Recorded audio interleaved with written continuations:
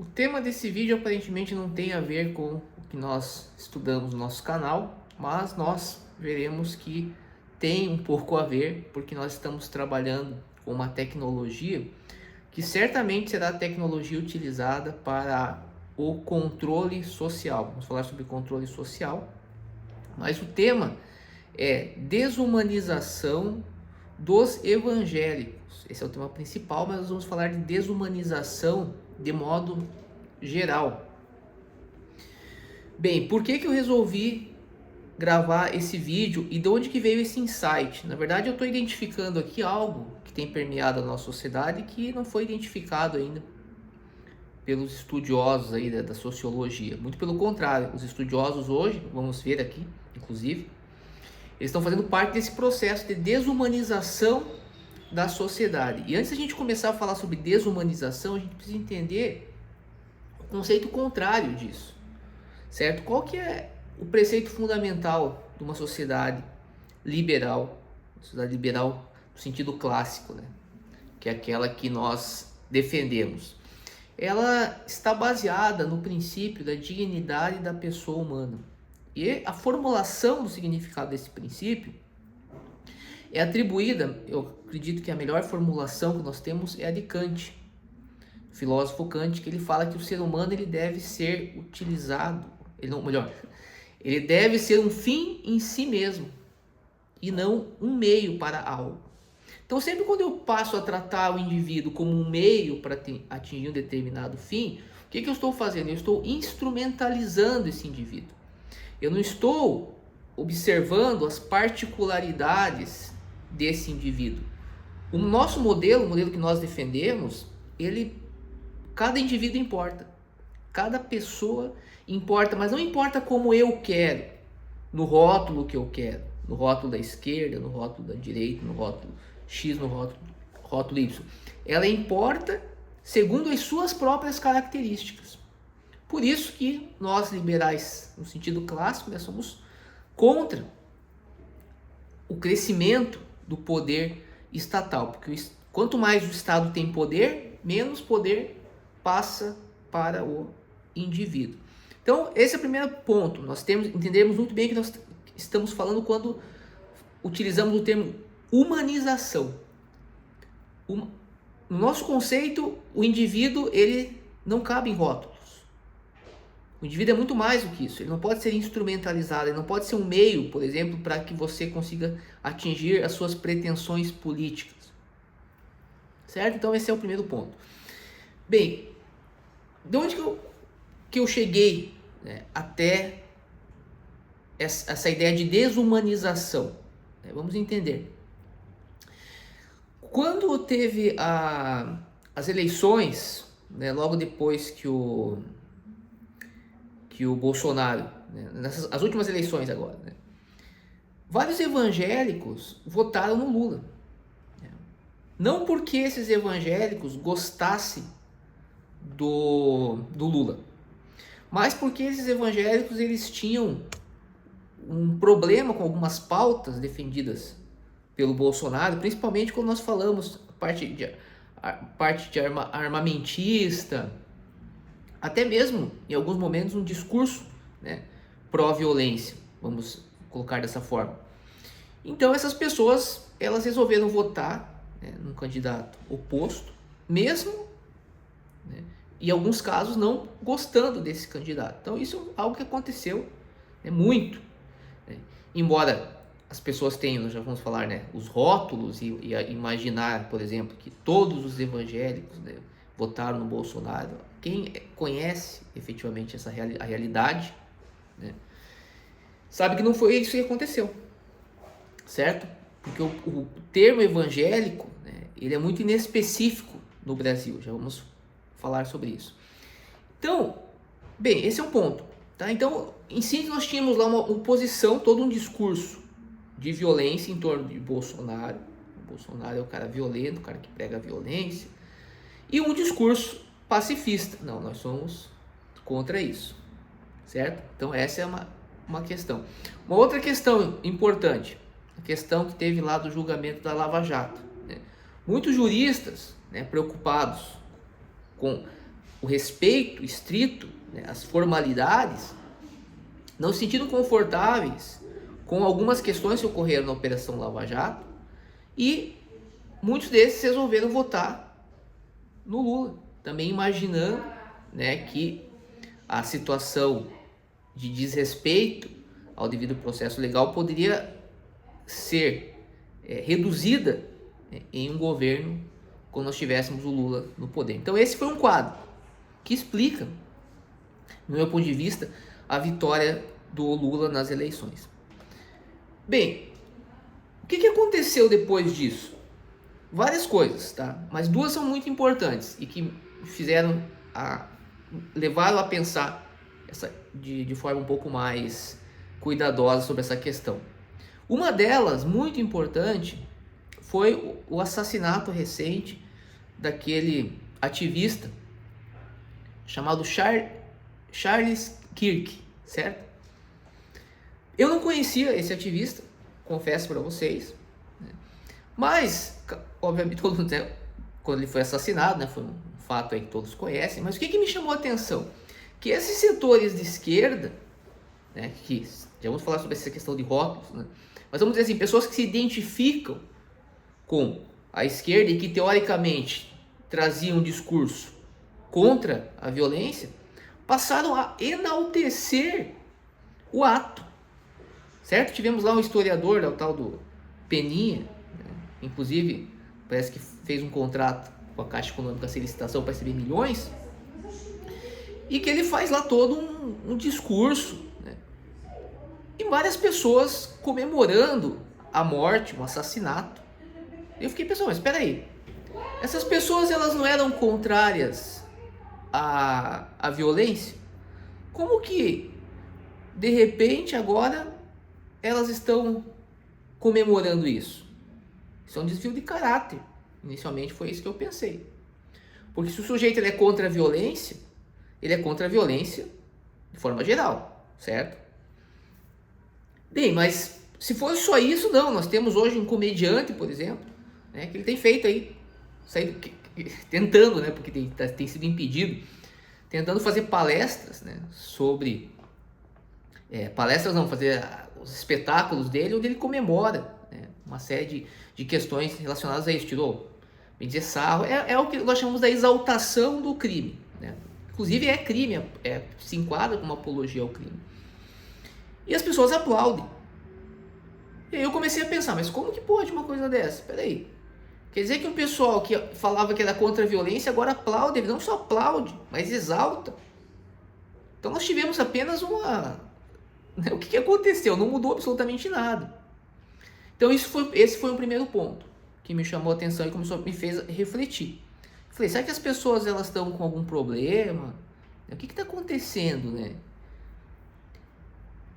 E aí tivemos também o julgamento, ou esse foi outro fato, agora esse julgamento que vocês acompanharam aí, aonde as violações, se formos fazer uma comparação entre Lava Jato e todos os processos aí que estão sendo direcionados, né, que estão de responsabilidade do Alexandre de Moraes, as nulidades são muito maiores, né? Quantidade de nulidades assim absurda. O que nós estamos vendo nesse processo ela já é completamente absurdo. Não apenas no aspecto processual, mas até mesmo no que tange a parte de investigação. Agora, por exemplo, uma história absurda, né, que está sendo divulgada, hein? Que o sujeito teria lá supostamente fraudado. Olha que absurdo. E você vê as pessoas divulgando isso na internet. Que o sujeito supostamente teria fraudado a sua entrada nos Estados Unidos para que ele pudesse ser preso preventivamente, para depois ele poder dizer que ele foi vítima de uma injustiça. O cara precisa ser um masoquista, né, para fazer algo isso. E as pessoas estão divulgando isso. Ou seja, é um comportamento que você observava por parte dos eleitores do Bolsonaro e que agora está sendo repetido da forma exata pelos eleitores do Lula. Não tem diferença nenhuma. É o mesmo padrão de comportamento. E aí isso me fez refletir um pouco. E aí eu comecei peraí, o que está acontecendo? E aí, o que eu percebi, né, A gente já tem observado durante muito tempo essa ideia do uso do termo direita, esquerda. Agora mesmo estava vendo a mulher falando sobre questão de violência doméstica, né? Então, Cíntia Chagas, né? Falando sobre questão de ter sido agredida e tal, contando o seu relato. E isso foi transformado no jornalismo para uma questão, de quem te apoiou mais? Foi a esquerda ou a direita? O que a gente vê? As pessoas, a gente que já estudou um pouco de sociologia, a gente percebe aí um artifício muito conhecido, que sempre foi utilizado tanto pelo fascismo, mas também pelo nazismo, que é a ideia de um rótulo. Então você rotula as pessoas para que você possa o quê? Controlar essas pessoas. Isso é uma prática de regimes fascistas. Por que é fascista? Porque ele nega justamente o que eu falei lá no começo do vídeo, a ideia da individualidade do sujeito. O sujeito ele deixa de ser visto, ele deixa de importar por aquilo que ele é. Ele passa a ser funcionalizado. Ele passa a ter que cumprir uma função. Ele passa a ter que ser de direita ou ele passa a ter que ser de esquerda para que eu possa o quê? Manipular ele, para que eu possa tratar ele como um meio e não como um fim em si mesmo. Então é isso que nós estamos vivendo hoje no Brasil. Isso é muito perigoso, tá? E agora, outro ponto aí que também me levou a fazer esse vídeo. Aí eu também me deparei, acho que esse foi o ponto máximo aqui para eu gravar. Eu me deparei com uma pesquisa que foi feita aqui por um professor chamado Joanildo Buriti, onde ele tenta analisar o fenômeno evangélico no âmbito dos Estados Unidos. Aí eu estava lendo, né, uma entrevista que ele deu para o Instituto Unicinos. O que me chamou a atenção daí? Um trecho aqui, aonde ele diz o seguinte: desde os anos 1950, os evangélicos se viram muito ameaçados pelo avanço de pautas morais, como o aborto e os direitos de igualdade das mulheres, e pelos movimentos de direitos civis, como o movimento antirracista, que procurava distinguir o apartheid americano. Daí ele fala que os Estados Unidos já viram o apartheid, isso não é coisa da África. Olha só isso aqui. Ele fala que, olha, os evangélicos se viram ameaçados, por exemplo, pelos movimentos de direitos civis, como um movimento antirracista que procurava distinguir o apartheid americano. Se você conhece um pouco de história, e veja que esse é um trabalho que foi feito de história, aparentemente por um professor de história, o principal líder contrário a esse movimento nos Estados Unidos foi um evangélico chamado Martin Luther King, um pastor batista. Ele é o principal símbolo da luta por direitos civis e contra o apartheid nos Estados Unidos. E veja que interessante, ele coloca os evangélicos como se os evangélicos fossem contra. Então o que você percebe claramente aqui? Que ele tem um rótulo na cabeça dele do que seja evangélico. Então ele tem uma imagem, certo? Porque ele não considera o Martin Luther King como evangélico, ainda que ele seja um pastor batista, certo? Ou seja, um pastor, na cabeça do historiador, aqui, inclusive ele falou isso num comentário, dizendo que o Martin Luther King não era um pastor batista, e eu contra-argumentei. Eu falei, então quer dizer que um pastor, um negro, favorável aos direitos civis não pode ser pastor batista? Ou seja, por um rótulo, eu quero negar a individualidade, eu quero impedir, né, que é uma prática racista, se você for parar para pensar. Eu quero impedir que um negro possa ser considerado evangélico e possa ser considerado um pastor batista. Veja, a principal marca do pastor Martin Luther King foi justamente ser pastor. Porque com base nos ensinamentos que ele aprendeu, é que ele trouxe esse discurso favorável aos direitos civis. É algo manifestamente bíblico e evangélico. Não faz qualquer sentido o sujeito ele se dizer evangélico e ele ser contra os direitos civis. Se ele é contra os direitos civis ou favorável a práticas racistas, ele manifestamente não é evangélico. Então veja, ele coloca aqui, com base em um rótulo, numa ideia que ele tem do que seja evangélico, porque provavelmente nunca entrou em igrejas evangélicas, ou Eu até brinquei, eu falei assim, acho que ele deve ter ido na Ku Klux Klan, né, para fazer essa pesquisa aqui. Ora, há evangélicos racistas, ou pessoas que se dizem evangélicas que são racistas, provavelmente sim. Da mesma forma que deve ter umbandistas que são racistas, judeus que são racistas. A pessoa pode professar qualquer religião. E veja, o racismo não é apenas em relação aos negros.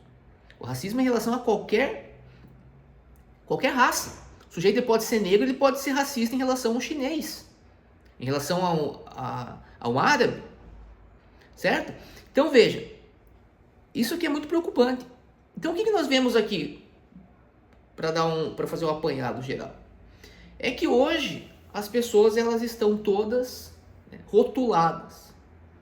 E qualquer questão social eu preciso trazer para o discurso político. E aí é engraçado que ele falou também aqui algo que eu achei interessante. Ele diz, não, eu não estou falando da esquerda evangélica. Não existe esquerda evangélica. O que é isso? Esquerda evangélica ou direita evangélica é o que tem sido falado hoje. É mais uma forma de rotular para quê? O indivíduo para ter o controle político. Porque aí o indivíduo ele não pode mais ser evangélico. Não. Ele tem que ser evangélico ou de esquerda ou de direita. Não existe evangélico que não seja nem de esquerda ou nem de direita. Ele tem que ser evangélico. Ele tem que ser de alguma dessas vertentes políticas. O que é isso? Isso é um controle da religião. E aí eu fiz uma menção no meu post que hoje no Brasil, dois dos principais partidos que têm fomentado isso é o PT e o PSOL, que são partidos de esquerda. Existem partidos de direita ou pessoas de direita? Até existe, tá? Até existe. Mas isso é mais forte nos partidos que são chamados de esquerda. E aqui é um outro ponto também que eu quero trabalhar com vocês antes de finalizar. Por quê? Porque geralmente você tem uma raiz marxista, certo? Se você for falar com integrantes do PSOL, eles não vão negar que eles têm uma raiz marxista. E qualquer pessoa que tenha um mínimo de conhecimento sobre as ideias de Marx sabe que, por natureza, o comunismo é coletivista, não é individualista. O comunismo ele faz justamente ele tem justamente essa ideia, né, de você abstrair as propriedades individuais e criar rótulos para que você consiga fazer lá, implementar o seu modelo político. É o oposto do individualismo. Por isso que eu citei partidos de esquerda. Okay? Por uma questão básica, porque isso faz parte da própria noção, da própria criação desses partidos, da própria referência desses partidos. Esses partidos eles não compactuam com o individualismo conforme eu mencionei. Essa ideia da dignidade humana, de o ser humano ser tratado como um fim em si mesmo, isso é uma ideia liberal. Certo? Não é. Se você é comunista e você acredita nisso, então o que o comunista ele pode falar é que ele tenta implementar isso de uma outra forma. Ele acha que isso pode ser implementado de uma outra forma. Mas esse não é um discurso comunista. Esse não é um discurso que teoricamente estaria influenciando a esquerda. E aqui eu quero, para fechar, trabalhar esse ponto. Essa ideia de esquerda e direita é uma categoria ultrapassada. Isso aqui começou na Revolução Francesa, né, inicialmente, marcando posições, né, físicas, né, entre representantes lá da monarquia, né, e outras pessoas vamos dizer assim, do status quo, e outros supostamente ali, progressistas no sentido de querer mudar essa questão. Então isso não são categorias para que você hoje consiga de fato refletir a realidade social. Ok? Porque você hoje tem pessoas, por exemplo, que são favoráveis a que o Estado, por exemplo, aplique os recursos em determinados setores sociais, por exemplo, mas que nem por isso se identificariam com pautas comunistas, por exemplo, que teriam algo que defende, inclusive, ideias liberais no sentido estrito. Certo? Então, ou seja, é uma redução muito simplística, tanto o sujeito que se diz como de esquerda ou se diz como de direita, quanto você dizer que esse sujeito aqui é de esquerda ou esse sujeito aqui é de direita. Veja, o próprio presidente Lula disse, está numa entrevista, ele falou certa vez que depois dos 60 anos, quem é de esquerda tem algum problema. Certo? Muitas pessoas, quando eu fiz essa postagem e falei lá da desumanização dos evangélicos, vieram lá, não, mas é isso mesmo, porque os evangélicos são isso, porque os evangélicos são aquilo, começaram a falar mal dos evangélicos, etc. Aí depois eu fui lá e coloquei uma postagem do Lula fazendo uma oração com os bispos evangélicos, abraçando todo mundo. Aí o pessoal, opa, acabou, desloquei todo mundo, porque o pessoal ficou, peraí. Por quê? Porque a pessoa já está condicionada a olhar determinado grupo específico com essa abordagem de rótulo, que é essa abordagem para controle social. E aí, de repente, ela toma um choque de realidade, ela percebe que os políticos que estão hoje controlando ela, que estão negando a ela a sua, não apenas a sua civilidade, o seu aspecto existencial, porque quando você se enquadra em um rótulo, você está se negando a si próprio. Você para de ter uma posição autônoma na sociedade para ser marcado como se você fosse um animal, que é o que o pessoal fala do gato. Então o pessoal de esquerda gosta de falar da direita, mas eles estão se comportando da mesma forma, estão sendo marcados da mesma forma. Por quê? Porque você não tem mais senso crítico. Então isso é um fenômeno que hoje é característico da sociedade. A negação absoluta do indivíduo, das particularidades do indivíduo, para tentar reduzir ele dentro de rótulos. E isso tem um propósito de controle social. Aonde que isso vai chegar? Será que isso faz parte aí de alguma coisa um pouco maior que a gente não conhece? A gente pode discutir sobre isso, e a gente discute isso aqui no nosso canal, de uma forma um pouco mais aprofundada, geralmente mais voltada à parte da economia, certo? Mas esse vídeo já ficou muito longo. Se vocês acharam, gostaram desse vídeo, nós podemos dar continuidade, tá? E falar um pouco melhor sobre a parte de controle social e como as tecnologias, elas tendem, principalmente a tecnologia que nós estamos estudando aqui, elas tendem a ser utilizadas para realizar esse tipo de controle. Então o primeiro passo é você saber colocar o indivíduo dentro de uma categoria, certo? Depois que você colocou ele dentro de uma categoria, aí você começa a ficar mais fácil para você poder controlar ele. E veja, alguém está ganhando mais nessa brincadeira. Tem alguém que está ganhando dinheiro com tudo isso. E certamente não é você. Certo? E a gente pode falar também sobre isso, que isso tem observado já há muitos anos, né? Conforme você vai modificando os governos, independente de ser de direita ou de esquerda, o mesmo grupo sempre está ganhando. Mas nunca é esse grupo aí que se mata na internet por esses dois lados aí. Nos vemos no próximo vídeo.